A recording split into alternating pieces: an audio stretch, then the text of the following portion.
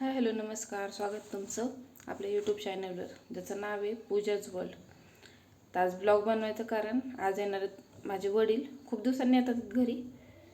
तर चला त्यांच्यासाठी काहीतरी बनवते. तर पहा मी काय बनवते त्यांच्यासाठी. जसं तुम्हाला मी म्हणलं होतं की आज वडील येणार त्यामुळे काहीतरी स्पेशल बनवते. तर मी काय बनवते चला मी तुम्हाला दाखवते. हे पहा इथं पीठ मळून ठेवलेलं आहे, आटा लावून ठेवते. पोळ्यांसाठी पीठ मळून इथे मी कांदे घेतले ते आता हे चिरते बारीक. तर मग मी आज बनवणार आहे मोदकाची आमटी. तर कशी बनवते काय बनवते ते तुम्ही नक्की पहा. मी बनवणार आहे माझ्या आजीच्या पद्धतीने. ही आमटी आमच्या इकडं पण बनवतात, म्हणजे माझ्या सासरी पण बनवतात, पण त्याची थोडीशी पद्धत वेगळी आहे. पण मी आज बनवणार आहे माझ्या वडिलांची जी आई होती आजी माझी तिच्या पद्धतीने बनवणार आहे. तर ती कशी बनवायची ते मी तुम्हाला तुमच्याशी शेअर करते. पहा, जर आवडली तर लाईक करा. आधी मी सर्वात आधी आता कांदे चिरून घेते आणि त्यानंतर तुम्हाला भेटते मी. हे पहा इथं आपला कांदा बारीक चिरून झालेला आहे. आता आपण तो हलकासा लाल भाजून घ्यायचा आहे. कढई ठेवली आहे मी गरम होण्यासाठी. आपली कढई गरम होती तोपर्यंत म्हटलं थोडासा गप्पा माराव्यात. मी नेहमी म्हणते की माझं ब्लॉग रेग्युलर येत नाही, मी रेग्युलर टाकायचा प्रयत्न करते पण होतच नाही आहे. पण मुलांच्या पण सुट्ट्या आहेत, ते पण उशिरा उठतात, मी पण उशिरा उठते, त्यामुळे पूर्ण आळस चालू आहे सध्या. आता लवकरच मुलांच्या शाळा पण चालू होतील, त्यानंतर मग आपले ब्लॉग कंटिन्यू होतील कदाचित, माहीत नाही, मी प्रॉमिस नाही करत की होतीलच कंटिन्यू.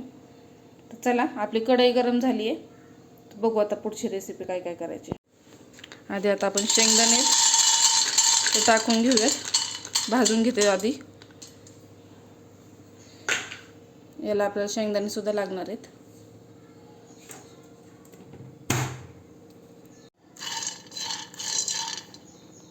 छान असे शेंगदाणे भाजून घेऊयात आधी. आणि ब्लॉग न येण्याचं अजून एक कारण म्हणजे तुम्ही मला सबस्क्राईब करत नाही आहे, लाईक करत नाही आहेत, तुम्हाला माझे ब्लॉग आवडतात का नाही ते पण सांगत नाही आहेत. त्यामुळे मला ब्लॉग बनवण्यामध्ये मग इंटरेस्ट पण राहीना.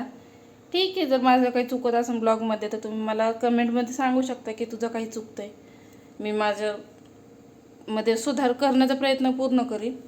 पण तुम्ही आवडला तर किमान लाईक करून मला माझ्या चुका पण सांगू शकतात. असं नाही की तुम्ही चुका सांगितलं की मी तुम्हाला लगेच ब्लॉग करेन, असं काहीच नाही.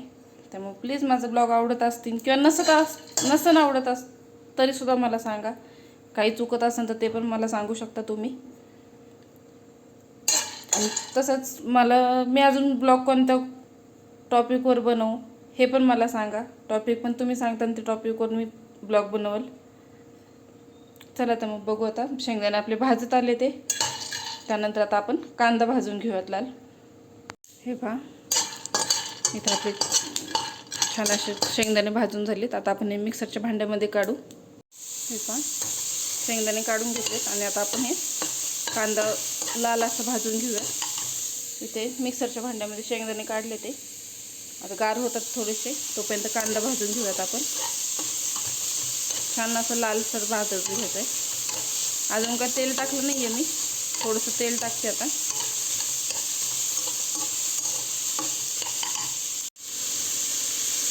इथं त्या दिवशी पापड तळलेलं त्यातलं थोडंसं तेल राहिलं होतं, ते टाकून घेतलं आहे मी.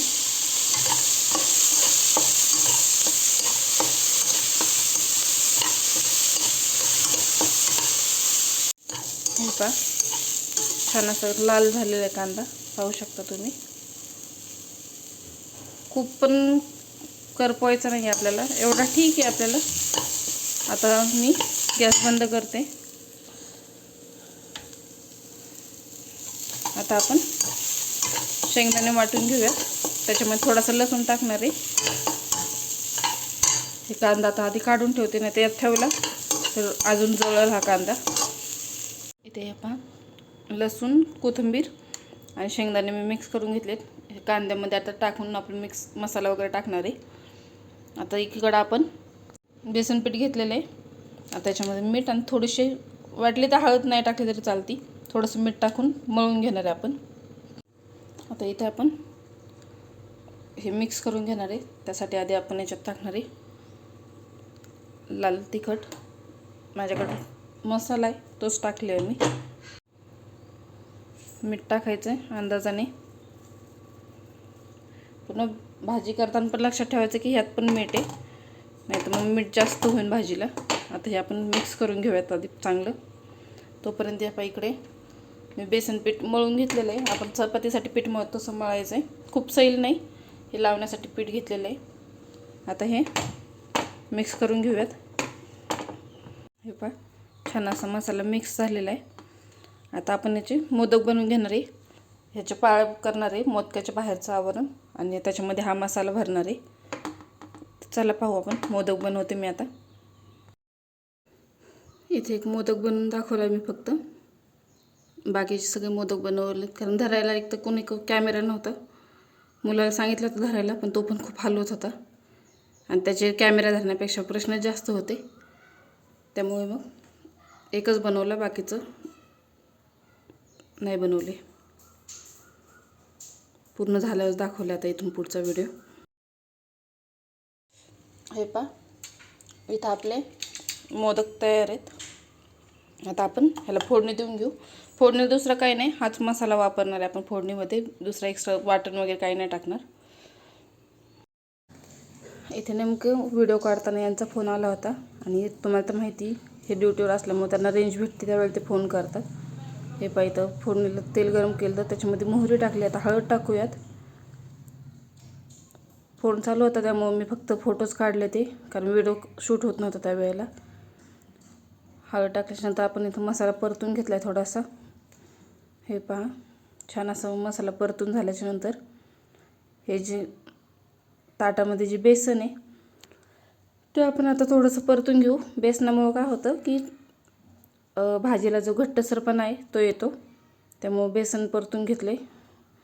बेसन छान परतून झाल्याच्यानंतर त्याच्यामध्ये मसाला जो होता त्याचं पाणी ओतून धुवून टाकलं, आणि छान उकळी आल्याच्यानंतर आपल्याला जेवढं पाहिजे तेवढं पाणी ओतलं आहे. त्याला उकळी आल्याच्यानंतर मग हे पहा इथे छान अशी उकळती भाजी टाकली, अजून शिजली नाही आहे की छान असं उकळले. आता हे शिजलं, आपली भाजी तयार आहे. 1 मिनिट मी बारीक करते थोडीशी. हे पहा आता आपण पोळ्या करून घेऊयात. इथे तयार आहे आपले मोदकाची आमटी. हे मोदक इथं मुलांना फोडून दिले आहेत मी. आता बघू मुलं खाऊन सांगतील कशी वाटते. सांगा रे. गरम आहे, फुंकून खा. फुंकून खा. ते वडील यायला वेळ होता त्यामुळे सांगा आता कशी झाली. संध्याकाळी मग वडील आले त्यावेळेला त्यांना वाढले जेवायला. हे पहा रेसिपी बनवली ना त्याची, त्यामुळं म्हणलं मग. हे पहा इथं आपली भाजी तयार आहे. मोदक पण छान असे शिजलेत आहेत. तर कशी वाटली तुम्हाला आपली आजची मोदकाच्या आमटीची रेसिपी मला कमेंटमध्ये नक्की सांगा. आवडल्यास लाईक करा, सबस्क्राईब करा, आणि जर तुम्हाला माझी सासरची मोदकाची आमटी बनवायची पद्धत कशी आहे ती जर पाहायची असेल तर मला नक्की कमेंटमध्ये सांगा. बाय.